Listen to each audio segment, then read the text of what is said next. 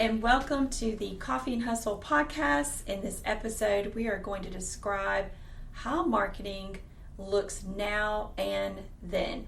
So I am Carla with Coffee and Hustle, and joining me today on this podcast discussion is Vicki Morris, the owner of Face-to-Face Marketing. So Vicki, I'm going to give them a little insight about who you are. Okay. Welcome to our podcast, by the way. Well, thank you. I'm so excited that you're here. And so Vicki has over 20 years of marketing and communication experience. Now, that's very impressive. You are a leader in Huntsville in the area of helping businesses, and you tailor the marketing strategies with you and your team using data-driven and analytical approach.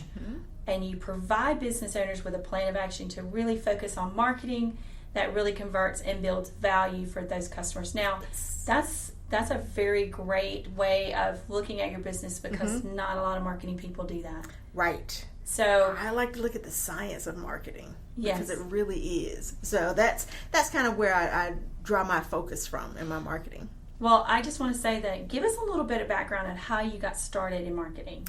Okay. Well, I have a degree in marketing. When I went to college, I first was going to get a degree in human resources, but one of the internships that I had in college, one of my mentors said, no, I think you need to get it in marketing. That's a little bit more tangible, and there's some creative energy that you've got, and I think it would be better served in marketing. So I got a degree in marketing. So that was, back in the dark ages. Mine was actually, they did not have a marketing degree when I was in college. Oh, wow. I got my degree in programming. I was actually a programmer.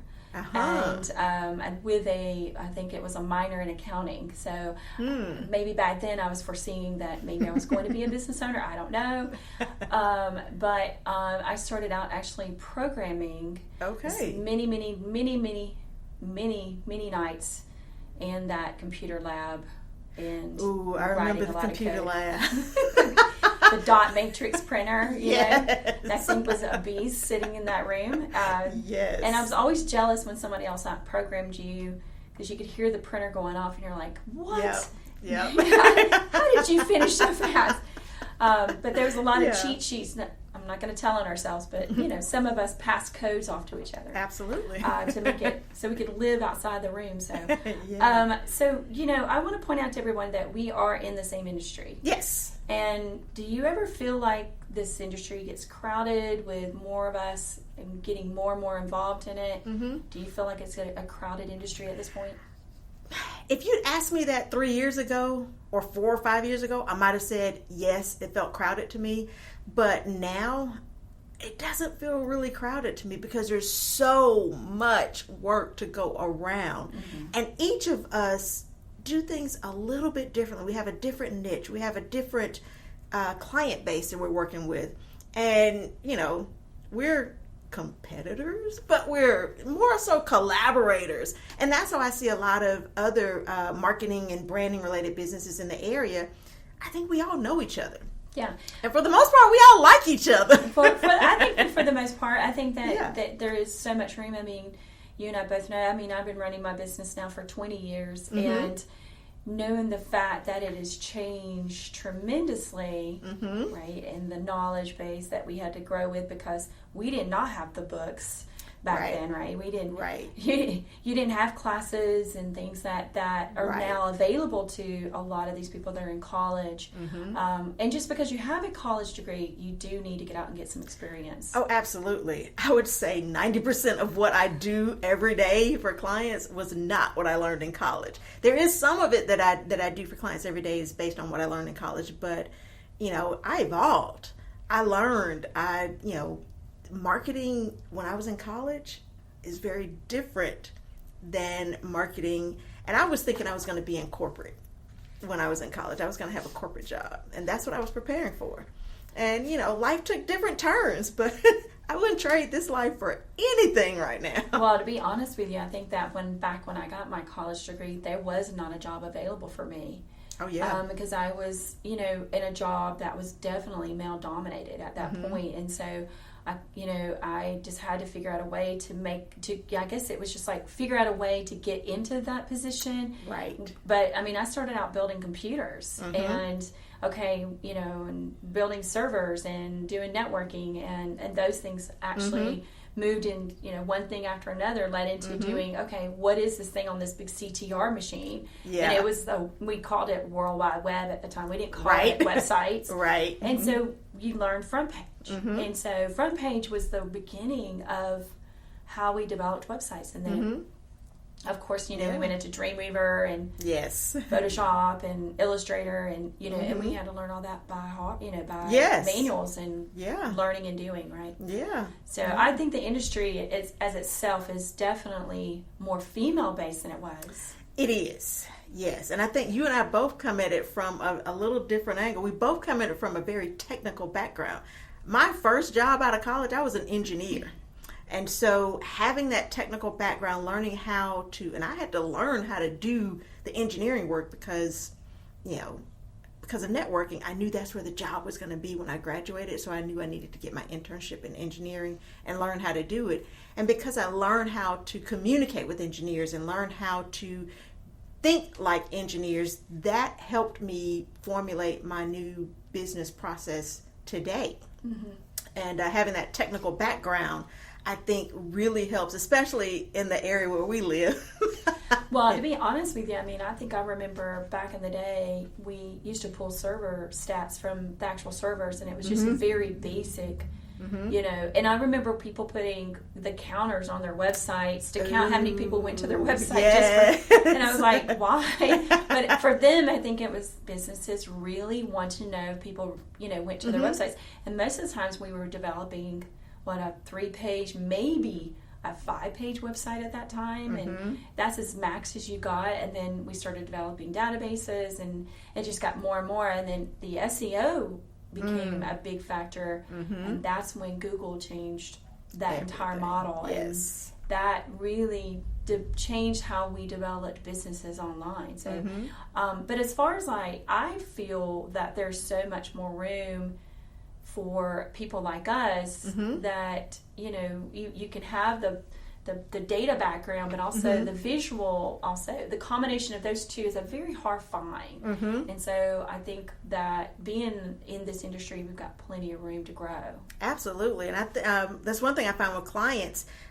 You can find someone who can build a website, but are they a marketer? Do they understand the why and how you need to position things? There is a science to how things are positioned on that website, and having someone who has insights on both halves of that equation, the technical setup of the website and the aesthetic feel flow of the website to get a client to do what you want them to do. That takes a marketing perspective, not just knowing how to build a website, which I think you and I both bring both halves of that to the table for our clients, which makes us, a little bit unique in this space for marketers in our area. And I think that's where that word strategy comes into play, because that's so important. And it's not a word that you should use lightly, I think, or loosely. Yes. Because there's just an aspect of the business that you really truly understand. Everything has to have a reason and value for the client. Yes. So it can look pretty, but there's got to be functionality that goes along with that. So I think the next question I'm going to ask you is what was your favorite thing about marketing back when you started? What was that one thing that made you get into it? Helping people clarify their message, because I would talk to volunteer groups or really small micro businesses, and they are pretty scatterbrained. They're thinking all over the place. Their messaging is all over the place. But clarifying that message, what do you want to do? Who do you want to reach? What do you want them to do when they get here? Giving that line, and that I think I brought that from my analytical and engineering background, being able to clarify that message and then see the light bulb go off in their heads, oh wow, they had that aha moment. Right, you boil it down, clarifying that message. And I like to cook, and so that's one of those things. When you clarify butter, you get rid of the fat. I think that's just really getting down to the real nitty grits of developing something. And I think back then is we were really unsure like what it is that we wanted to do with our business, right? Because you know, we were getting in a part of the business that we didn't really know about. So I think the startup of like, how do I do this and focus being a mom, you know, having babies and trying to be a wife, the balance of that work-life balance was so unique. And, you know, that was so different. So what was one of the biggest challenging transitions in your business? Like, what was that one thing that really challenged you to move forward in your business? Being able to reach a larger audience. That challenged me to grow my business in a different direction. There are things that I can do on a local front, but COVID gave me an opportunity to reach people on a national front. So that was one of the challenges that I had, and really learning how to be a good salesperson. I'm really good at marketing. I'm really good at what I do, but promoting myself and pushing myself to get in front of more people. That's been a challenge for me because, you know, naturally I'm an introverted person. Well, I think we both can talk about that. We're extroverts. Yes. Yeah. But I want to say this though, for most people that don't know this, when I moved here, and I've said this to you before, when I moved here, I went to one of your hot coffee events, and here's this woman comes out in front of all these people, and you were like center stage. You literally captivated me, and I was like, wow, this woman has it. She has the it. And so you really motivated me to become a better version of me in this industry. So I want to say thank you for that. Well, thank you for saying and that. I do, and I give you full credit for that because you just really captivated me. Because there was not a lot of females in this industry that stood up for us. Okay, and because we had to really fight our way. Now, this is nothing against the guys in the industry at all. Right. And I don't want anybody to get offended by it, but the thing is that when we back then, right, we really had to figure out where did we fall in this category, because marketing changed. We didn't usually call it marketing back then. We called it something else, like, are you a business owner? And what do you do? And wow, you build websites? What is that? And, and now it's like it's all lumped into one piece now, which is kind of hard because there's still parts of this industry that's so divided, you know what I mean? Yeah. And that was one of the things. I knew I could control my voice.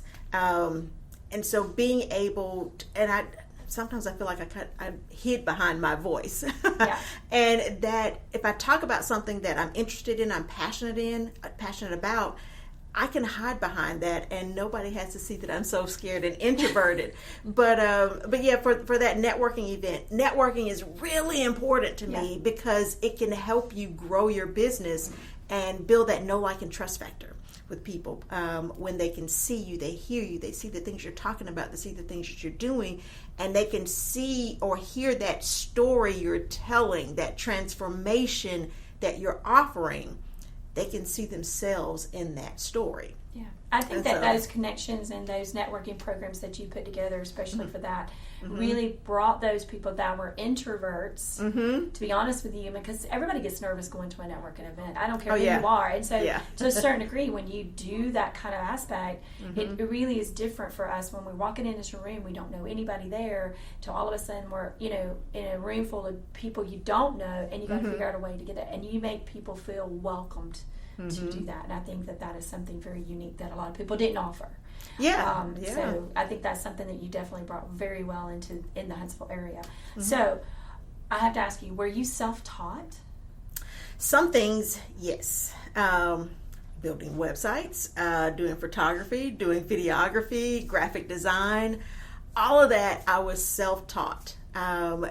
Being good at writing and content creation and developing a story and captivating an audience and using those keywords, that was something I was really good at in high school and in college. So that writing and public speaking and putting together a speech and delivering it and using voice inflection and all of that, those are things that were fine-tuned through education. But a majority of what I do for clients every day, when I was in college, they weren't teaching graphic design. Oh, no. I learned the Adobe suite. And if you understand I completely understand. That is a colossal effort, but I knew, being a small business owner, I had to be knowledgeable of every aspect to serve my client, and being able to put the entire picture together. I don't want to be someone that, oh, I just do graphic design. Well, what if I want to have a graphic design on my website? Well, I got to know how to change those dimensions so that it works and it loads correctly, and all of those things, so that the feel and flow works well, which means I need to understand websites, which means I need to understand photography, how to take a great picture, how to frame a good picture, the lighting and all of that. So I had to learn how to do those things, and not just, I researched a lot. I can tell you that I had a job in web design with one company, and I ended up having to quit that job. The guy that I was working for wasn't really the nicest guy to work with. So we've all been in those situations where you feel like, okay, my services are not here. This is not where I need to be. And so I ended up working at a newspaper that we did all the updates for websites. And then at that point, I was just thrown into some things that I didn't even know how to do. And so, basically loading files to Lynch FTP. I don't know if you remember that. I remember seeing that, yes. We used to manually grab our files and upload them into Dreamweaver and all this stuff.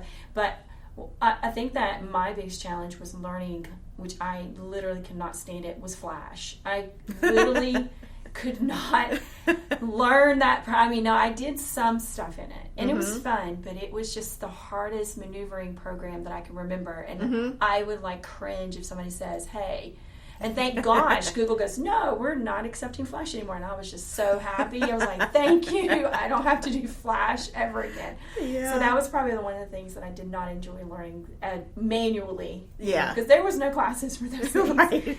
There was no things for that. So I know that you talk about lessons and classes that were available to us back then. Now we have things available to us, and you are offering some classes. Yes. Now for people that are trying to get into the, now I've got a business. What do I do?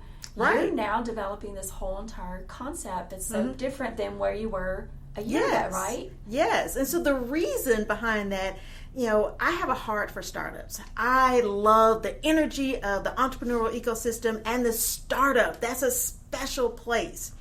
But you've got to start up, you've got a lot of passion, you've got a great idea, but you don't have a lot of money. You need to be marketing, you need to be promoting, but how do you do that? So I wanted to teach people how to have great marketing and understand it from the top down, bottom up, all of that, everything in between, how to do it, why you do what you do, and how to forecast that. And so I put together a course called the Entrepreneur's Marketing Roadmap. Literally gives you a roadmap of setting up, and it ends up being where you set up your marketing strategy. But I'm teaching you all the components of it all along, so that whether you do it yourself or you hire somebody to do it, you have the knowledge of what's going on, so that if something goes a little off track or a little awry, you know what the basics are. Giving people that knowledge, because when you have the knowledge, you're empowered. If you don't have that knowledge, then you have to take what people tell you, and you just have to believe it. Well, I think it's important to know that you've gone from this one stage in your business, now you're into this other stage in your business now. Is there one thing that you really love about this course that you're offering to these people online? You reach a different audience too, being able to do that, not just in the center of Huntsville, Alabama. Right. Your reach has actually gotten bigger for you. Yes. What city or what state can you tell us has, as far as come in from, just not from Alabama, but do you? We have served clients from Ohio, of course. I'm from Atlanta, so we got a lot of people from Georgia that are partaking in our course. But we've got people from Florida. I've had people interacting about the course from California. So it's a wide array. I've got people in Virginia. So lots of people from all over the country in all different pockets in all different industries. And it's really interesting to see where everybody is coming from and what their understanding is of marketing. And the questions that they ask, it's like things you typically would take for granted. It's like, wow, I can go back and really help people see the light of what all is going on. In particular, developing that ideal client avatar. That's something that a lot of people I have found that I work with are like, wow, I didn't know I had to do that. And just teaching people, I give my avatar a name. My avatar's name is Aria Woods, and I can tell you all the things about her, what she likes, but it helps you develop your marketing strategy. If you are marketing to that one person who is representing the person you most want to work with, the client you most want to work with, that client community, if you give that person a name, it's a made-up name, that's fine. It helps you focus your attention and keeps you from going down too many rabbit holes that get you off track. So, and I think that's a huge issue with a lot of businesses, is that they see things and they're like, oh, that's the direction I need to go. Right. And they're like, no, stay on your path and keep that path the same. Right now, test that path. Because when you start adding all these different variables into your mix of focus when it comes to your audience, and and not that your audience doesn't change over a period of time, it does, right? That's where you go back and reevaluate. But the problem is that people tend, especially business owners, we get so hyped up, we go to different events or go to a webinar or whatever, and we hear something and we see something and we're thinking that's what we should be doing. You got to really understand that your marketing expert, right, your marketing agency really is trying to help you focus on the one thing that you need to focus on first. Yes. That way you can add those extras. We call that the sprinkles, right? In the idea bucket, put those idea buckets to the side. Really, really focus on what's going to work for you right now. And test it out in 6 months. Test it out a year, and just see where it goes. And if it's not working, change it up. If there's that model is working there, and that's really where you have that partnership with your marketing agent, right? Yes. And you have partnership is such a good word for that. It is a partnership. So never mistake it. It is. It's got to be a partnership. If you don't have a partnership and you don't have good communication with your marketing agent, you really need to reevaluate that. Right. Yes, and I tell people, you will have homework. When you sign up with me for Done For You services, or even with coaching or the course, you're going to have homework, because you don't want your marketing to look like I'm doing it. You want it to feel like you've done it. So I send questionnaires and we have project review meetings. So there's a lot of communication. We're in partnership getting your marketing to your audience. I'm just facilitating that journey for you. And you got to have somebody that has passion and drive for you. And a lot of times we are the representation of your business. Yes. And so we have to represent ourselves and the business, and that way we're developing a real great communication. So there's no gap. You know, and that's so important. So what is the real, the question I think I'm going to ask you is, you seem to really enjoy that learning aspect. Yes. Have you always been involved, and you've been involved in the community? Do you have a balance in this in your business? Because you're still offering the classes, but you're still offering the marketing strategies. Do you feel like there's, one way or another? Are you finding there's a balance between the two? Or? Well, yes, there's always balance. I am very strategic in the things that I do, and the volunteering that I do, and the community involvement that I have.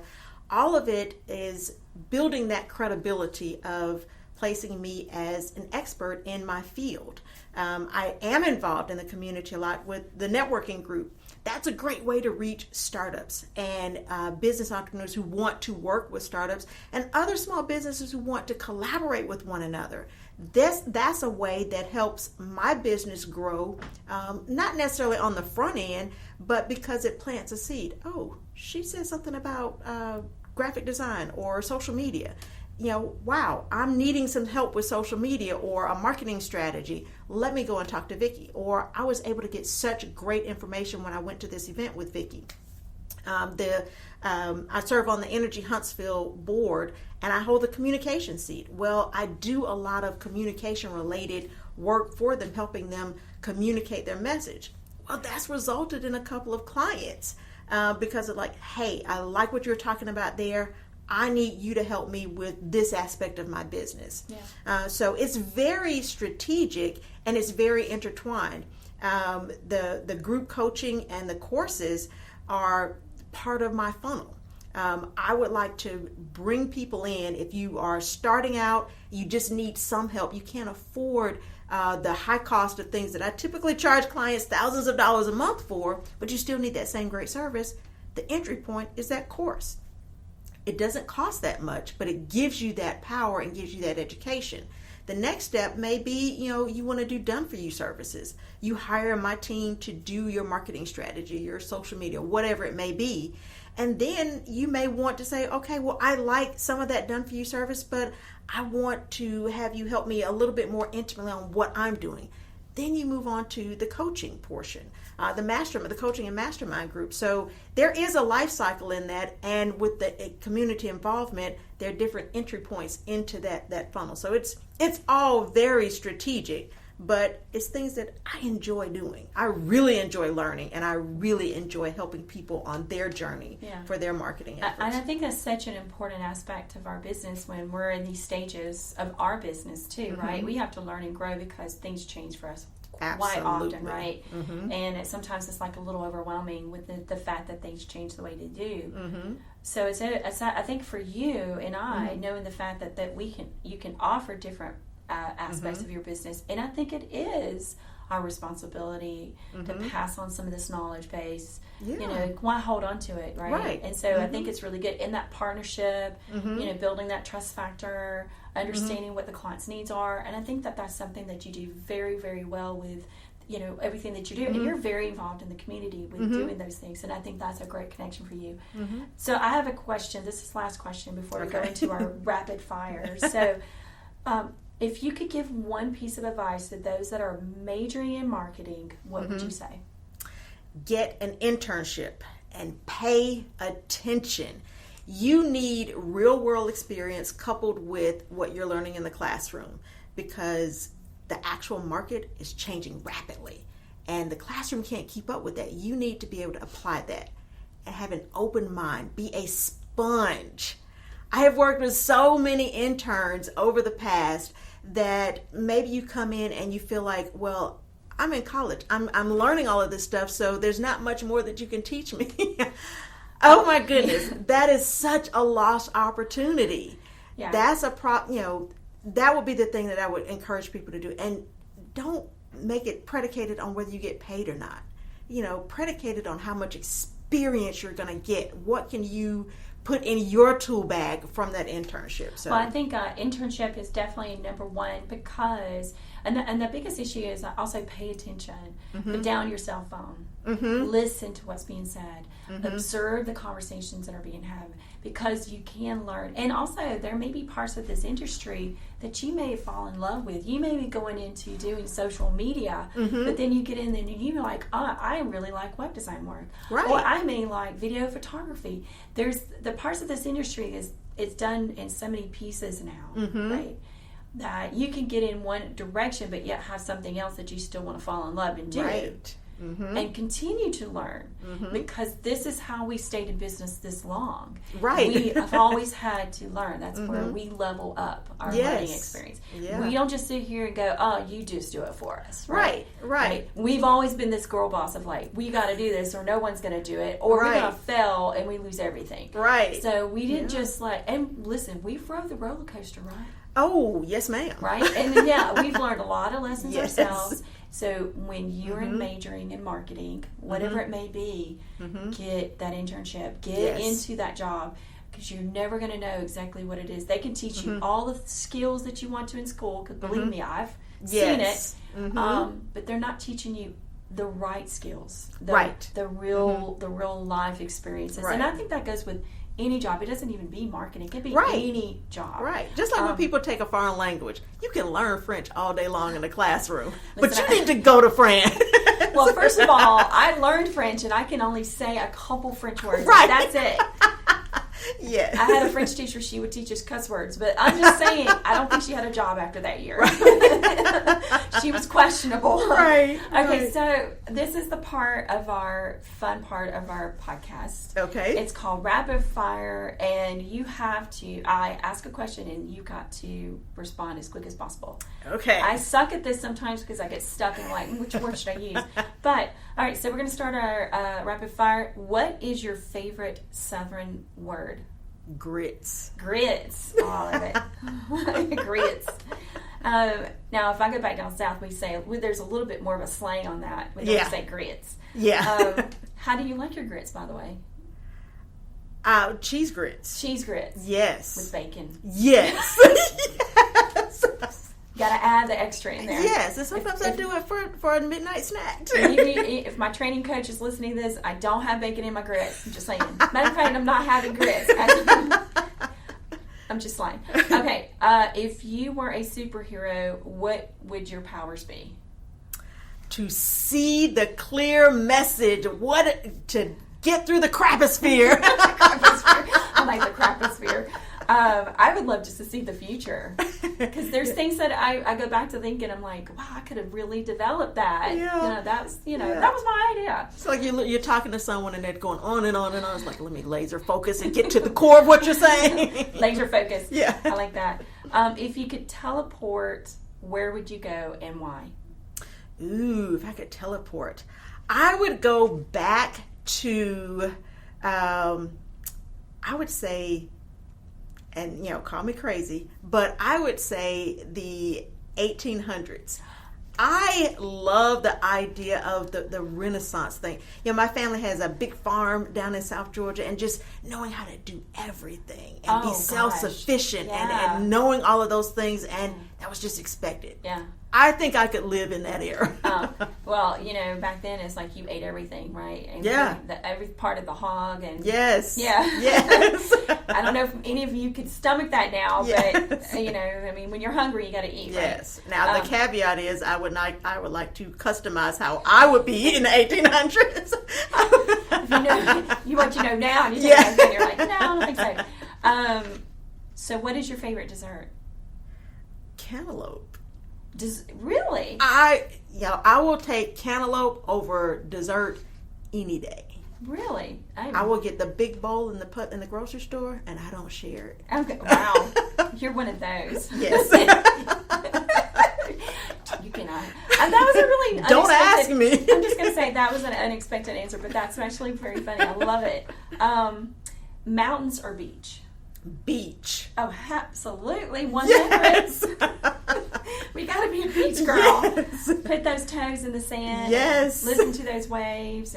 But I like to go when it's off season, not during summer season. Absolutely. I used to live down there, and you knew when to go, when not to go. And this is for people that live down the beach, when not to go to the beach. Yeah. So I'm a beach girl too. Yeah, we went in October. It's warm enough to get in the water, and nobody's down there. Yeah, you go during the fall. Yeah. I go early in the mornings. Yes. 6 o'clock. Yes. 7 o'clock, and there's no one on the beach. Mm-hmm. So thank you, Vicki. And thank you for listening to today's episode, how marketing looks now and then on this Coffee and Hustle podcast. Thank you. See you soon.